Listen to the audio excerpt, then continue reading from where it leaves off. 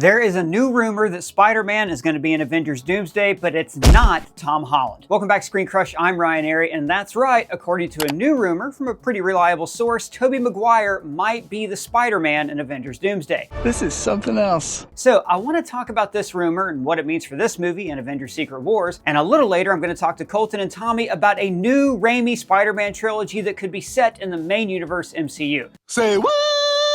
Now, as always, this is a leak, not a studio announcement, so we're not going to verify how accurate this information is. However, it does come from Daniel RPK, who has a really good track record, and I want to speculate on this because it's a lot of fun. Tomorrow morning, Spider-Man, page 1 with a decent picture this time. Move Conway to page 7. So this big age of Marvel movies basically kicked off with 3 films: Blade, X-Men, and Spider-Man. And Spider-Man, by far, made the most money of the 3. And you can also make the case that Raimi's Spider-Man films are still unmatched by any other superhero movie. Now, the franchise fizzled out with Spider-Man 3, which had way too many characters because producer Avi Arad, by his own admission, forced them to include Venom in the movie so they could sell more toys. My bad, guys. That's my bad. Chris, very sorry. Raimi actually did want to make Spider-Man 4. He created storyboards, he was eyeing John Malkovich for the Vulture, and reportedly Anne Hathaway as the Black Cat. But Sony had a deal with Marvel that said they had to always be producing a new Spider-Man film within a certain amount of time, or they would lose the rights to the character. So they forced him to rush the film. He said it couldn't be done well in that amount of time, and then they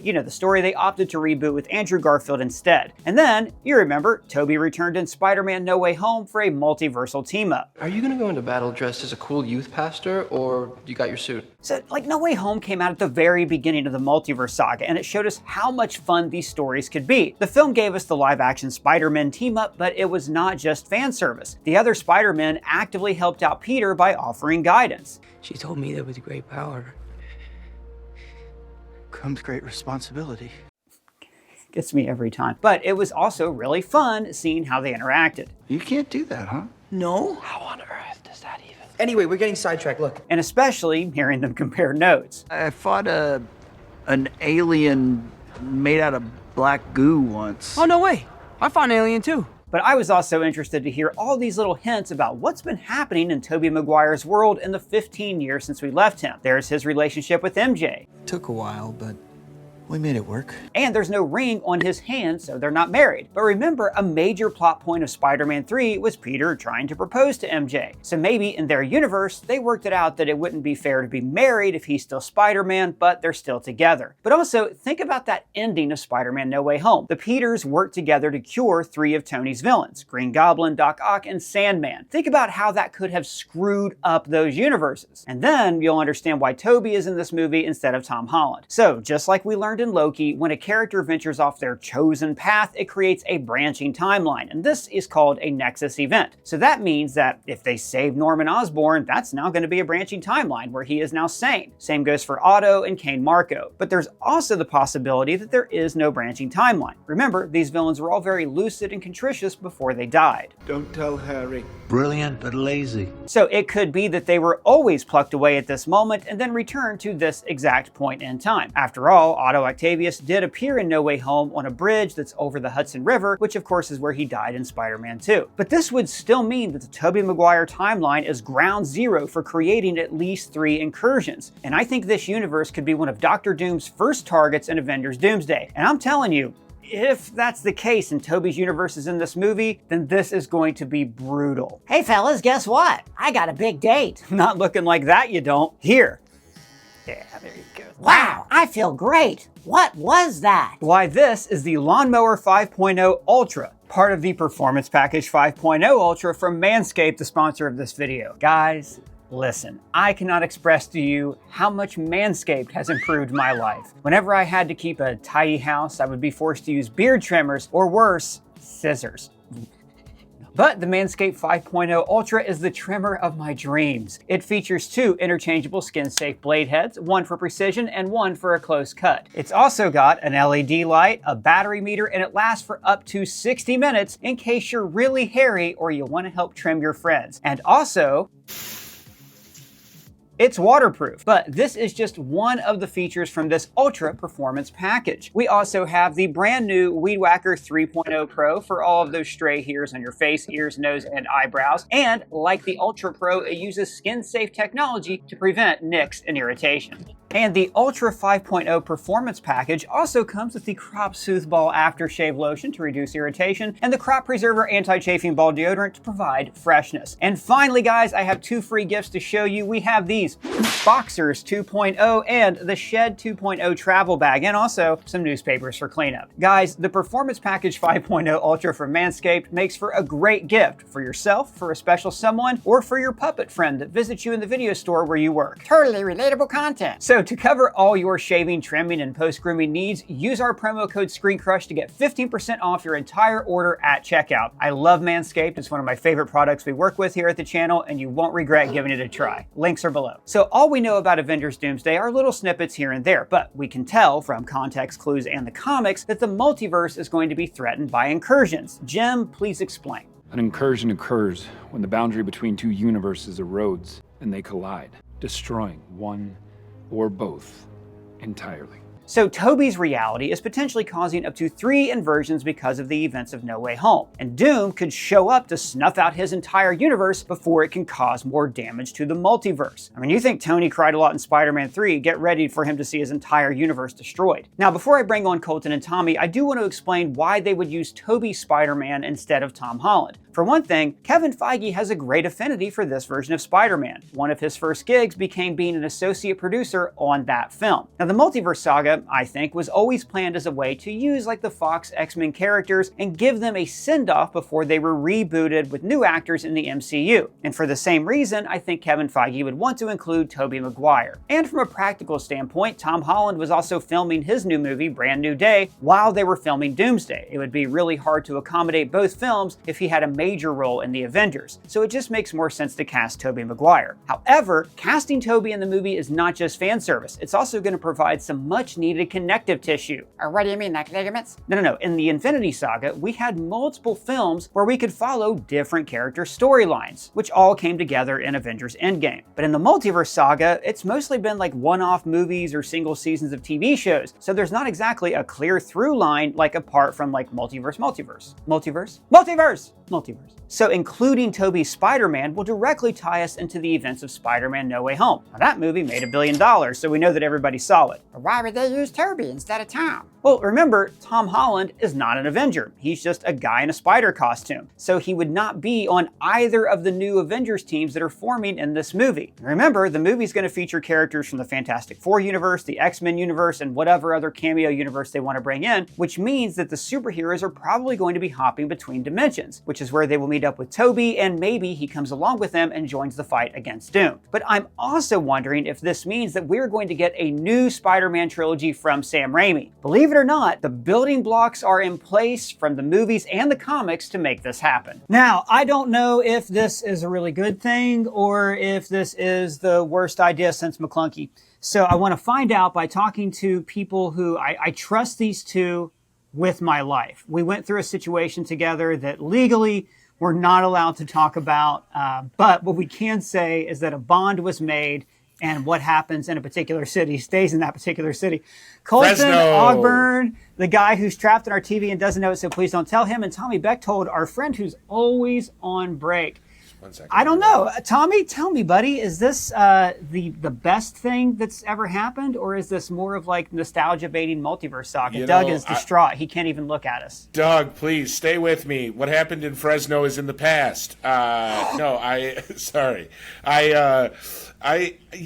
My answer is not going to be satisfying, but I'm still going to give it. The Raimi Spider-Man movies, the Tobey Maguire Spider-Man movies were my movies. Like, those came out when I was in high school, and I was in love with them. So I am clearly a victim of the nostalgia bug. However, I feel like, and as you've discussed, Tobey Maguire's contribution to No Way Home was meaningful enough and had enough like real movie writing and execution impact to justify this character continuing on in the MCU. It would be like looking at an asset and being like, yeah, but we can't use it just because it might be nostalgic to some people. There's a new generation of 14 and 15-year-old and 10-year-old Spider-Man fans that are going to enjoy Tobey Maguire as an older Spider-Man, and if you're going to make this a multiversal movie, having a Spider-Man from a different universe or, you know, whatever timeline or different reality makes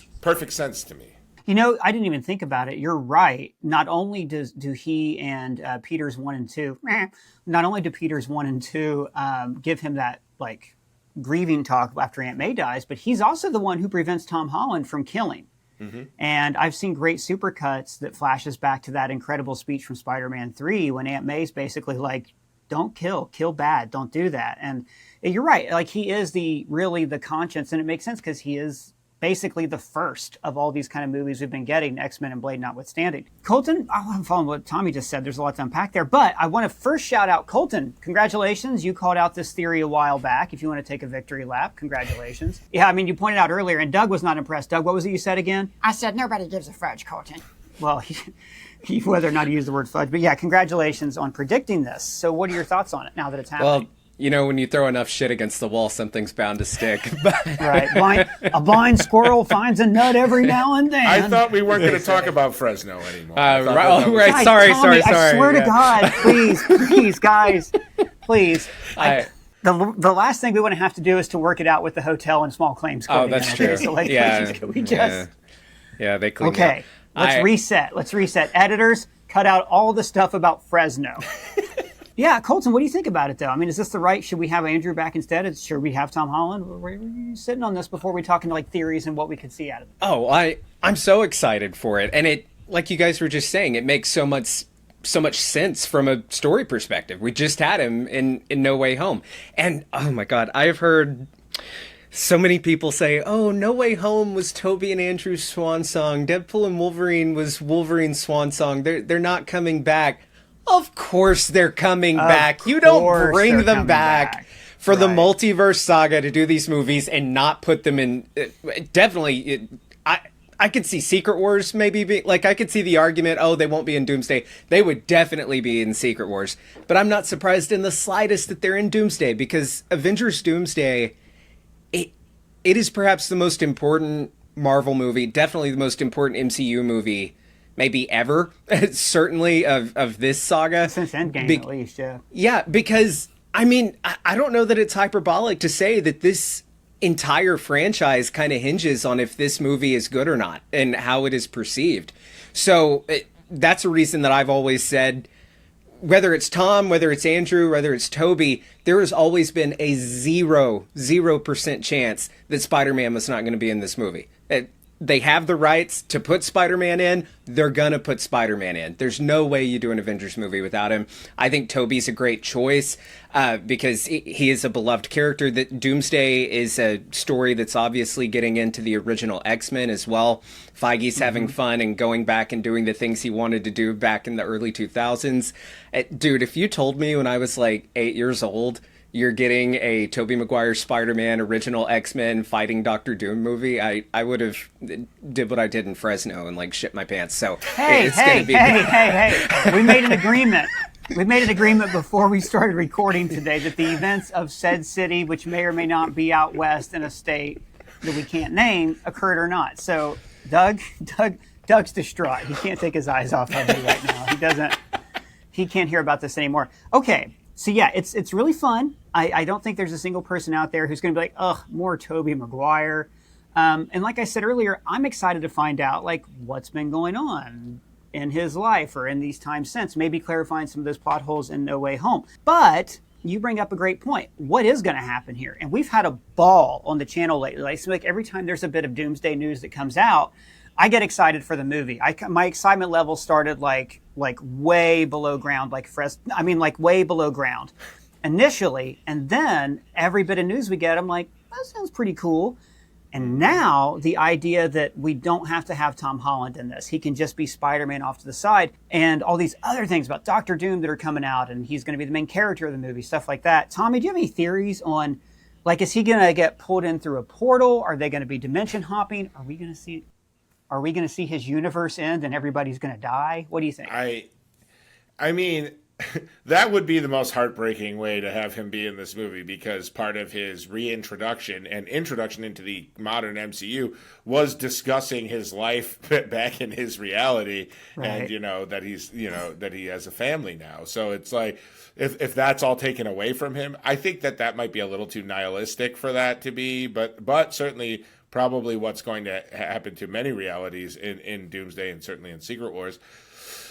I feel like that Kevin Feige and the powers that be at Marvel really have a boner for sling rings and for people walking through those sparkly circles, and also the sparkly circles were the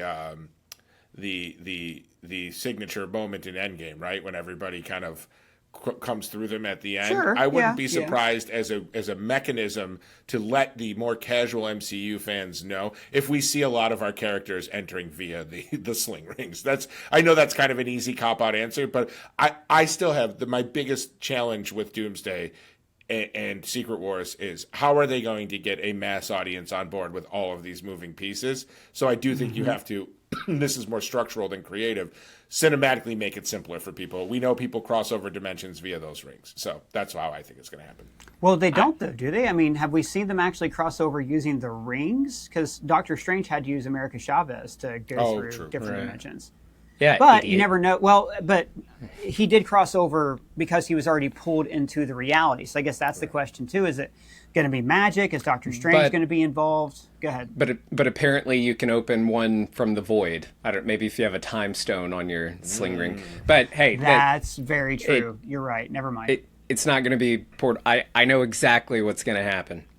Oh, Doctor Doom is going to yeet Loki off the throne.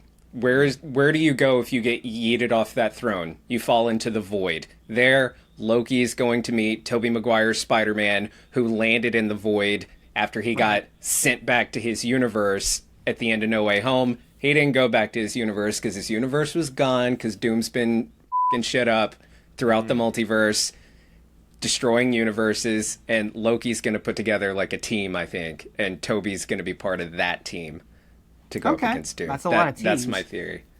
I don't. Yeah, I guess that makes more sense than them hopping through dimensions, because, like you guys said, if they're hopping through dimensions, how do we know you can actually travel from dimension to dimension? How have we seen that happen? There's America Chavez, who probably isn't in this movie, I'm gonna guess, because she's not announced. And like, if you introduce the Young Avengers or the Champions in this, that's just like a lot of action going on. Other ways to hop around are casting spells, like the Doctor Strange. And I don't know if Benedict Cumberbatch is fully in this movie or not. He might not be until Secret Wars. Yeah, the Void is one way to go. I kind of hope not, because don't you guys feel like the Void is a boring place, for one thing? And if it's going to be the setting of Secret Wars, but also we just saw it in Deadpool and Wolverine, you know? I think they escape the Void 100%. Like, I just think that's where Loki is going to find himself after, like, a defeat from Doom. And I think we're going to see a lot of characters, like Tobey included. Maybe we'll learn, he's got it out for Doom as well, because Doom has come and destroyed his universe, and now he's without a home. So I think that'd be neat to see, like, I think you have, like, your 616 team they're staying on Earth, defending. You've got the team, like, with Reed and them, maybe chasing Franklin. And then you've got, like, the Loki team. And we've seen that in Endgame and Infinity War, right? We see different teams on different places. That's a comic book thing, too. The Justice League always do that. Okay, that's one theory. Here's one thing I like about what you said that I think would be really cool. So let's say we start, maybe it'll go one of two ways. One, we start with the ending of No Way Home. The brothers Peter disappearing, and then we see Peter 2, who should be Peter 1, but whatever. We see Peter 2 show up at his 100%. Universe, and it's just a big-ass white void. That's horrifying, especially if he's narrating or if we see that happen. That is a lot to go through, though, and a lot to explain. That's what I keep thinking about with the Russo brothers. What they were so good about in all of their MCU movies is putting character first. So even by the time you get to Infinity War and Endgame, you didn't have to over-explain. But a lot of the stuff we theorize is so complicated. So it might be easier if it is just incursions and universes colliding and he's there. If, like, you show, like, a dinosaur go through Manhattan and you show an old-timey guy and then you show Spider-Man, I think that visually could show. Could be Victor Timely, yeah. Well, we just did a video about how he could come back, and he might actually be coming back too. Like, everyone's going to be in this movie. Tommy, what do you think? Like, would it be better to see Tobey come in?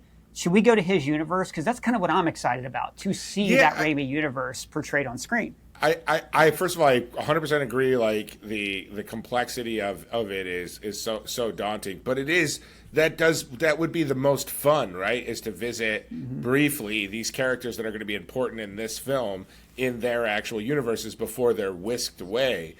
So I certainly hope that that's the way. Again, my fear is that they're going to oversimplify. My fear is that they're just going to like never even show these people going back. They're going to be like, it's going to be like almost like a boomerang. Like they're almost back to their universe and then they're sucked. Just when they thought they were out, like Fresno, they get pulled back in, like Albuquerque. The editors are going to be working way overtime on this. Okay, I've got a compromise between the two ideas. I think I got it. So in Deadpool and Wolverine, he grabs a time pad, right, a temp pad, and he goes around time to look at different versions of Wolverine. In lots of different multiverse stories, such as the Spider-Verse stories from the comics, they gather together a team by going to different universes and recruiting them. I do think, and Loki's probably the person who does this, but I could also just see this montage again where we get like a cool little catch-up thing with each one of them. Maybe it could even be Peter in his apartment, and he's like, well, I don't know if I can go with you guys or not. And then somebody comes in and says, go get him, Tiger. Yeah, it's Mary Jane, crowd cheers. Oh my God. Call back Spider-Man 2. And then, we're back out. What? He better not still be in that apartment. Jesus, I hope man has come up in the world a little bit. He's not going to live in a house in Queens. Yeah. Well, the thing is, Mary Jane likes tropical fruits, beef, and coffee, so they can only afford a small apartment right now. Imagine he's like not convinced to go, and then you hear Mr. Dinkovich or whatever rent, and he's like, okay, I'll go. I'll go. Right. I didn't necessarily mean that apartment. I just think because Mary Jane by this point, look. Mary Jane either at this point has made it as an actor or she's back to being a waitress or she'll be a reporter like in the video games. So I like that idea that they're going to be going around to different universes recruiting people. That probably doesn't explain the X-Men. I kind of feel like, okay, so in the comics, the Illuminati go up against other universe. There's even like they introduce this whole other universe and new superheroes just for them to fight them to the death and destroy their universe. It's heartbreaking. I feel like that's dramatically the best way to do this, right? The FF are out there looking for Franklin because Doom's taken him away. And then you have the X-Men universe is colliding with the 616, so they're fighting each other. You have the different Avengers teams that are fighting each other. And then, maybe it is Loki who goes around. It's probably not Doctor Strange, but then again, him and Clea going around to stop incursions. Maybe it's because they know there's certain, what's the word again? Nexus beans or anchor beans that they can gather from each reality. If that's the case, that happens in Doomsday. We all thought that was going to happen in Secret Wars. And who else do you bring in for cameos? I do think that I like the idea of Loki having a temp pad. That makes total sense. I love this idea of us actually like taking stuff that was set up in the multiverse saga and having it matter in Doomsday and like people get it because everybody saw Deadpool and Wolverine, but also if you watched Loki and have been following everything, you'll be like, oh, that's so cool. I really like the idea of, because we have to remember, it's a 2.5 hour movie. There's only so much that can fit. I love the idea of Tobey just being like, because everybody saw No Way Home. You mentioned that, Ryan. Everybody saw No Way Home. It made nearly $2 billion in the midst of a pandemic. I love the idea of him just being like, I was sent back home and there was no home. I landed here with remnants of my universe. And seeing, like, going back to what I said, seeing Loki, like, recruiting people in the void for his team. I'm trying to think of who would be some cool people. I mean, we know that, Wesley Snipes' Blade is there. Oh, go ahead. Yeah. Sure. No, I just want to interject one thing about that, though, that kind of bothers me, about the idea that his universe is gone. Because that is like a universe that we're invested in. Nobody really gave... I like the Blade movies. No one gave a shit that Blade's universe was gone. I never saw a single person that was like, oh, man, Blade's universe is gone? Yeah, but we don't know that. And I think if you have a movie where Tobey Maguire's Spider-Man has just lost his entire universe and Mary Jane and who the hell's left in his life? Probably Flash Thompson because he became famous, but where he lost everything.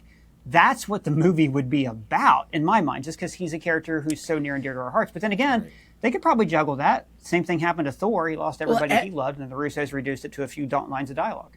Yeah, everybody's going to be in that situation, I think. You know, their entire world crumbling. You know, Reed and Sue have lost their kid. You know, everybody's universe is on the verge of death. It also would be cool, you know, speaking of Raimi, to see, like, the dead Raimi universe. We could go to the Raimi universe and see it, like, dead. Like in Multiverse of Madness, we saw that dead universe and shit, like, floating around. We can see the car float by, the Raimi car.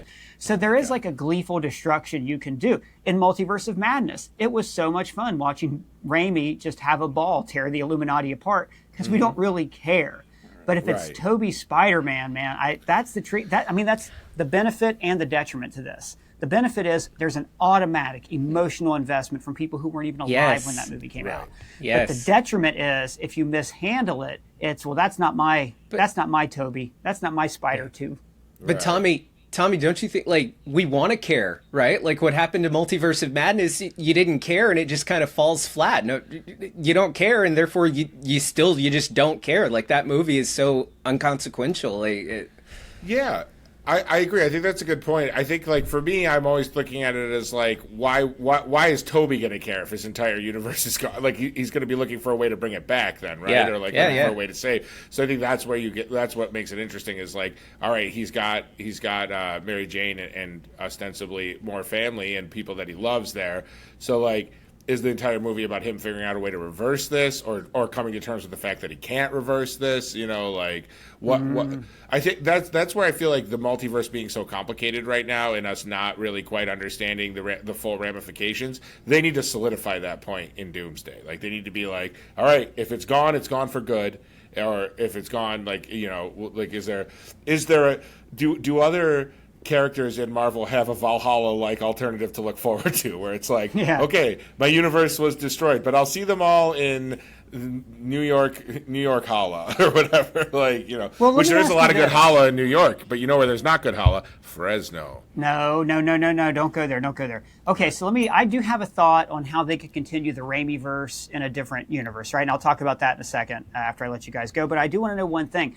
Do you guys think that going forward they should continue to do this, right? Do you think that they, in theory, if there was going to be an Amazing Spider-Man 3, a Spider-Man 4, or even, like, we're going to see new Spider-Verse movies, which implies the multiverse will exist, or do you think post-Secret Wars it's going to be no mas, we're just going to stay focused on individual universes? Colton, what do you think? I think they do need to kind of pivot away from the multiverse to where it's not like the main focus. Now, I'm not saying that within the whatever the next saga is that you can't have references to their other universes. Maybe it'll become just as like a normal thing as going to another planet or something. By the time we got to Infinity War and Endgame, that became so normal. I like that. With Toby, I mean, I think it would be cool if after Secret Wars and we get it set up that there's, you know, some of the universes came back, like we see Franklin throw them back into existence. Do that Raimi Spider-Man 4 and have it just be like this Elseworlds not connected thing. Maybe Kevin Feige can consult on it, but it would widely be just like a Sony distributed movie that Raimi, for the most part, was overseeing. Let Mark Webb come back and do the Amazing Spider-Man 3. DC's doing that. James Gunn's doing that by having these Elseworld stories that don't tie in. And I think if you do that... We have Spider-Noir coming out too, TV series.